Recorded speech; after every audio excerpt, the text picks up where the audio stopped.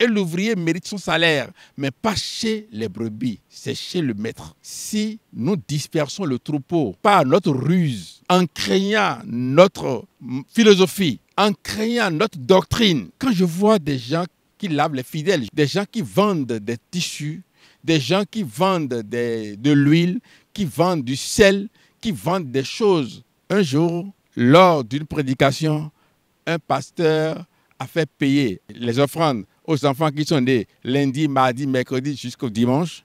On dit ceux qui ont oublié leur jour de naissance, voici leur tour. Et après on dit, tout ce que vous avez amené ici comme argent là, venez déposer ici. Et je vais bénir, vous allez trouver le multiple. Lorsque celui qui a déposé son argent s'en va là-bas et va dormir à jeun, il ne reviendra pas. Ne contribuons pas à la perte de l'Église.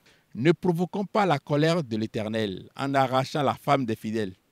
Je vais dire à ces fidèles-là, à ces femmes fidèles qui prennent plus soin du pasteur que de leurs époux à la maison qui ne connaissent pas Christ. Non.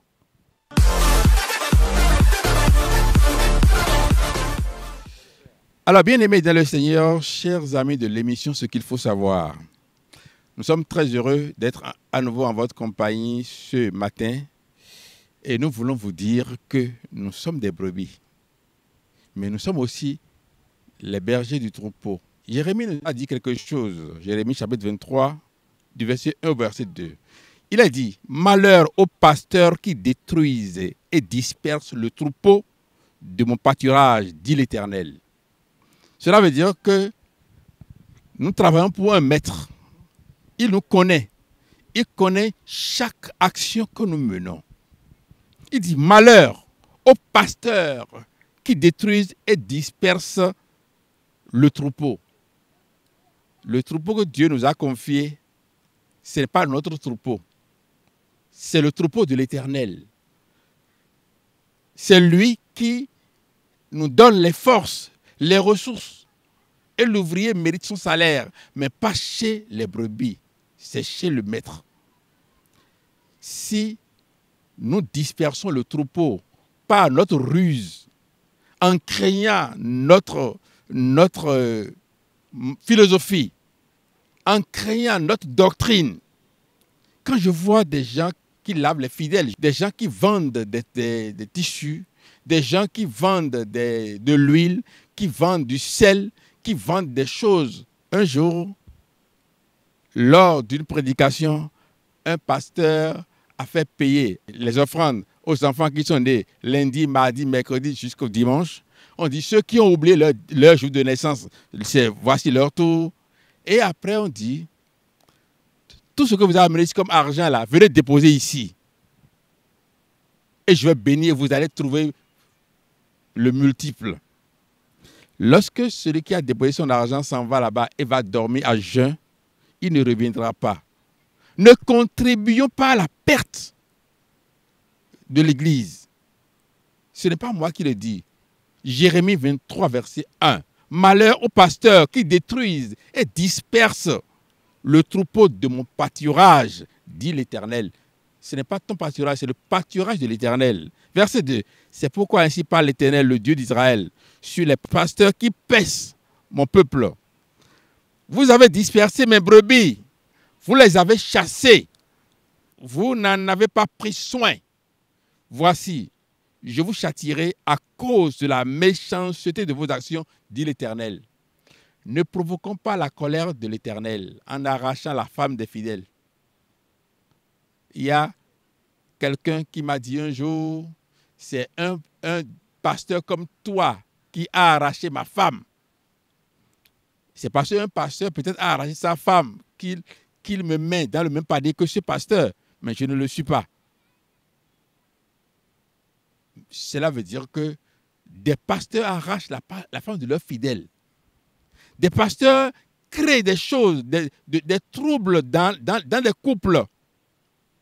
Je vais dire à ces fidèles-là, à ces femmes fidèles, qui prennent plus soin du pasteur que de leurs époux à la maison qui ne connaissent pas Christ. Non. Qui a pris soin du Christ lui-même, plus que sa famille? Personne. C'est pour cela que si un fidèle ou une fidèle commence par respecter le pasteur, et prend soin donc du pasteur au détriment de son mari, qui est la même chair que elle, je dis, elle ne connaît pas Dieu. Et ces pasteurs qui acceptent de ces situations, Dieu dit, vous dispersez mon peuple. C'est pourquoi ainsi parle l'Éternel, le Dieu d'Israël, sur les pasteurs qui paissent mon peuple. Vous avez dispersé mes brebis, vous les avez chassés. Vous n'en avez pas pris soin. Et il dit, voici, je vous châtierai à cause de la méchanceté de vos actions. Ne soyez pas châtiés pour des miettes, parce que celui pour qui nous travaillons, celui pour qui nous sommes en mission, il est plus grand, il est riche, il est le détenteur de l'or et de l'argent.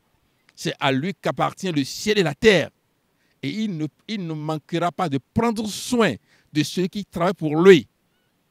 Si c'est des témoignages, on va en faire. Ça ne vient pas.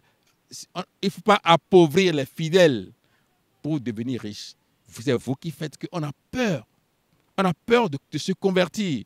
Quand on voit des pasteurs bien habillés, avec gros ventre, au moment où les fidèles ne trouvent pas à manger, quand les gens mettent les deux photos côte à côte, cela jette un discrédit sur l'évangile que nous prêchons.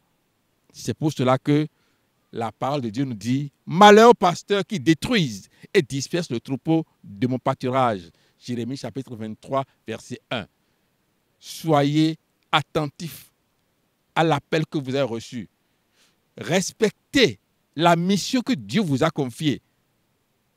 Je ne veux pas prêcher pour plaire aux fidèles, mais je vais prêcher pour plaire à mon Dieu qui m'a envoyé en mission. Et il s'occupera de mes besoins. Mais il s'en occupe déjà, non? C'est lui qui a fait de nous ce que nous sommes. C'est lui qui nous a donné l'onction, le don de parler pour que les maladies disparaissent. C'est lui qui nous a donné l'onction de parler pour que cela touche les cœurs. Je ne vais pas faire restriction du message de Dieu pour plaire à un fidèle parce qu'il a de l'argent à me donner. Et d'ailleurs, je ne suis au service de personne.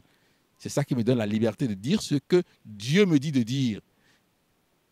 Malheur aux pasteurs qui détruisent et dispersent le troupeau de Dieu. Pasteurs, réfléchissez à votre sort. Travaillez pour Dieu et non pour votre ventre. Travaillez pour Dieu et non pour le diable. Et que le Dieu Tout-Puissant vous accorde tout ce qu'il vous faut. Soyez bénis au nom du Seigneur Jésus-Christ. Amen.